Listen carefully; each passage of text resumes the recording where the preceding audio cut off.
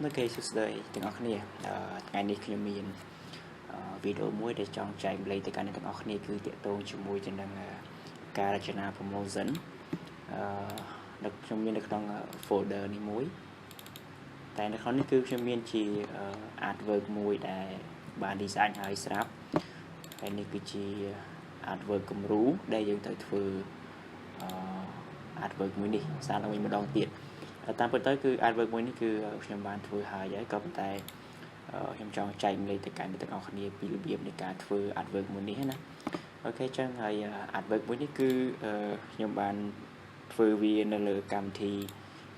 Corel Draw អញ្ចឹងយើងទៅបើកកម្មវិធី Corel Draw មួយមកនៅក្នុងកម្មវិធី Corel Draw នេះគឺខ្ញុំប្រើនៅលើ version 2020អញ្ចឹងឲ្យយើងរងចាំវាបន្តិចសិនមកអូខេអញ្ចឹងបន្ទាប់ពីបានប៉ុណ្ណេះហើយយើងចូលទៅក្នុង new document នេះមកដើម្បីធ្វើការបង្កើតទៅលើadvert របស់យើងណាអញ្ចឹងយើងទៅមើល advert របស់យើងនេះអញ្ចឹងយើងចង់ដឹងថាតើ advert របស់យើងនេះទំហំវាប៉ុណ្ណាអញ្ចឹងយើងអាចទៅមើលវាបានណា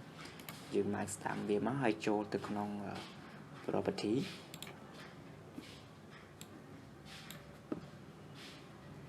ហើយយើងចូលមកកន្លែង detail យើងនឹងឃើញទំហំជាក់ស្ដែងរបស់ advert របស់យើងនេះគឺ35 44ហើយនឹង2008ហើយຂະຫນາດរបស់វាគឺគិតជា pixel អូខេអញ្ចឹងយើងទៅបង្កើតវាមួយមកនេះនៅកន្លែងនេះគឺយើងបដូរຂະຫນາດវា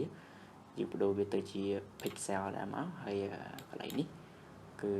ទទឹងរបស់វាបណ្ដោយវាគឺ35 44ហើយនឹងកម្ពស់វាគឺ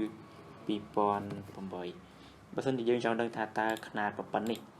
វាបើសិនជាយើងចង់គិតវាទៅជាសង់ទីម៉ែត្រវិញយើងបដូរវាទៅជាសង់ទីម៉ែត្រវិញមកអញ្ចឹងគឺវាប៉ុណ្ណេះនេះគឺ3 ទឹកហើយនឹង1ទឹកចិត្ត1ទឹក7ហ៊ុនណាអញ្ចឹងការលើករបស់យើងគឺមានទំហំ3ទឹកសំទោសសង់ទីម៉ែត្រនេះបាទគឺ3ទឹកជាមួយនឹង1ទឹក7ហ៊ុនអញ្ចឹងយើងអាចយកលេខគត់ក៏បានដែរយើងអាចយក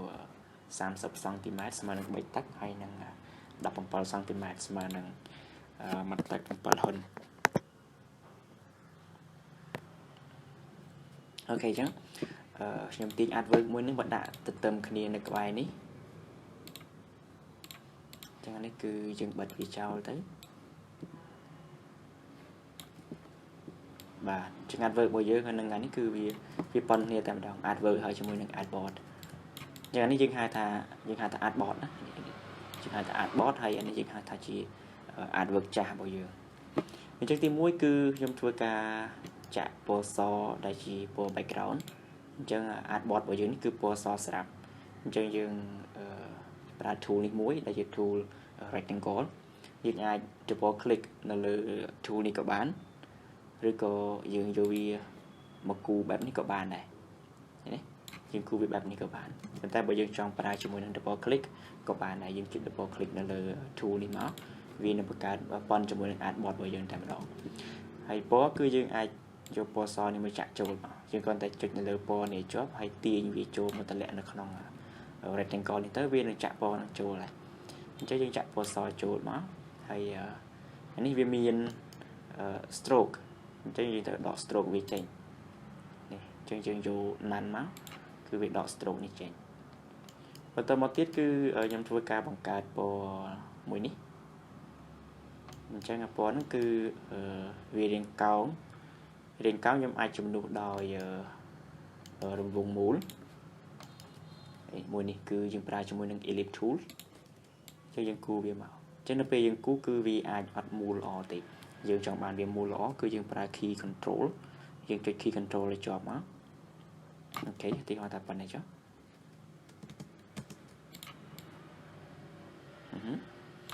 បន្ទាប់មកខ្ញុំធ្វើការចម្លងពណ៌អញ្ចឹងដើម្បីចម្លងពណ៌ឲ្យដូចជានឹងពណ៌មួយនេះគឺយើងប្រើជាមួយនឹង tool មួយនេះចុចលើវាមកហើយយើងធ្វើការចម្លងពណ៌មួយនេះហើយយើងមកចាក់ចូលនៅក្នុង tool មួយនេះណាអញ្ចឹងយើងដក stroke ចេញដូចគ្នាហើយជា ជាងយកវាមកដាក់នៅកន្លែងនេះមកបន្តមកទៀតគឺខ្ញុំធ្វើការកាត់ចោលពាក្យកដាលចឹងខ្ញុំគូវាកាត់ចោលប៉ុណ្ណេះ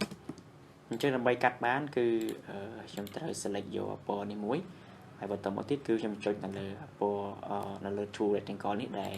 ទៅតែគូមិញនេះហើយដើម្បីកាត់វាបានគឺខ្ញុំប្រើវាជាមួយនឹង tool មួយនេះអញ្ចឹងវានឹងធ្វើការកាត់នេះចោលតែម្ដងហើយបន្ទាប់ពីបានអានេះហើយយើងទៅធ្វើការគូជាមួយនឹង background ពណ៌ខៀវអូខេខ្ញុំប្រើ rectangle tool ដដែលប៉ុណ្ណេះរួចហើយនៅក្នុងនេះគឺយើងមើលតាមសមោលរបស់ពណ៌ខៀវនេះគឺវាចាក់មកនៅត្រឹមនេះនៅត្រឹមនេះអញ្ចឹងបើសិនជាយើងចង់បាននៅវាស្មើគ្នាយើងអាចប្រើជាមួយនឹង line នេះមួយណាយើងអាចប្រើ line បានដើម្បីវាស្មើគ្នាអញ្ចឹងនេះគឺខ្ញុំចាក់ពណ៌ខៀវចូលខ្ញុំទៅចម្លងពណ៌នេះដើម្បីយកមកចាក់អូខេឬក៏យើងទាញពណ៌ពីនេះយកមកចាក់ចូលក៏បានដែរវាថ្លាជាងអញ្ចឹងពណ៌នេះគឺប្រើជាមួយមួយនេះអូខេរួចហើយយើងដក stroke វាចេញដូចគ្នា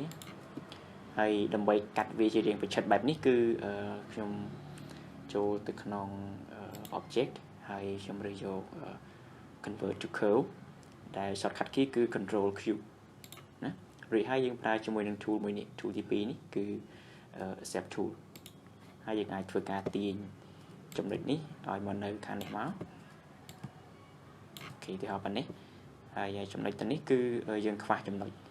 ចឹងយើងអាចចុចទៅនេះមួយមកចុចវា double click មកដើម្បីបង្កើតចំណុចហើយយើងទាញវាមកទៅនេះមក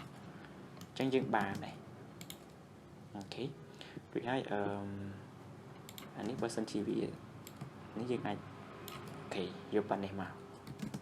ណា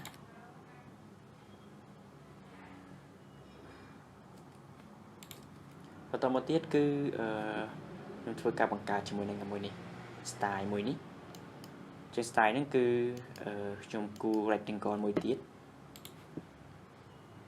បើសិនជាយើងចង់បានវាប៉ុនជាមួយនឹងអានេះយើងអាចគូផ្ដានពីលើនេះក៏បានដែរគូវាយកប៉ុននេះមកយើង zoom វាឲ្យធំមកដើម្បីស្រួលមើលណារួចហើយយើង control Q ដូចមិញអញ្ចឹងហើយយើងប្រើ tool ទី2នេះទៅដែរ tool ទី2នេះ shortcut key របស់វាគឺ F លេខ10ណាអញ្ចឹងយើងប្រើ F10 នេះមកយើងទាញវាយកមកនៅត្រឹមនេះហើយខ្ញុំបង្កើតចំណុចមួយទៀតយើង double click វាមកយកមកដាក់នៅកន្លែងនេះហើយខាងក្រោមនេះក៏ត្រូវមានដែរណាដាក់វាប៉ុណ្ណេះមកហើយដើម្បីបានចំណុចកោងនេះគឺថយក្រោយបន្តិចយើងចុចទៅនេះមួយមករួចហើយយើងមកប្រើជាមួយនឹង tool មួយនេះវិញហើយយើងអាចធ្វើការទាញវាបានដើម្បីឲ្យវាឡើងកោងឡើងជាចំណុចកោងណាយើងចង់បានវាកោងប៉ុណ្ណាយើងទាញវាប៉ុណ្ណឹងមកអត់អីទេ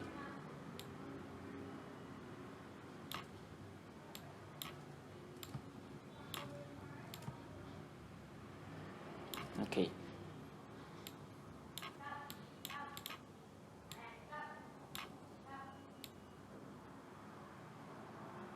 បាទប៉ុណ្ណឹងមកហើយខាងលើនេះគឺយើងធ្វើវាដូចគ្នាបង្កើតចំណុចមួយមក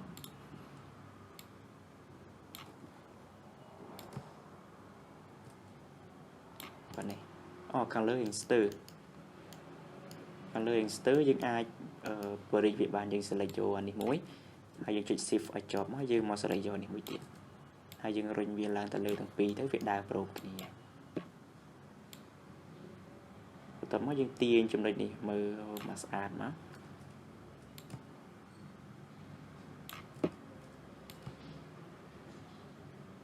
បាទឧទាហរណ៍តាមប៉ុណ្ណឹងចុះរួចហើយយើងទាញវាមកនេះមកដាក់ខាងនេះមកដាក់វាស្មើនេះមកហើយយើងធ្វើការចាក់ពណ៌ចូលគឺពណ៌មួយនេះដដែលហើយយើងដក stroke វា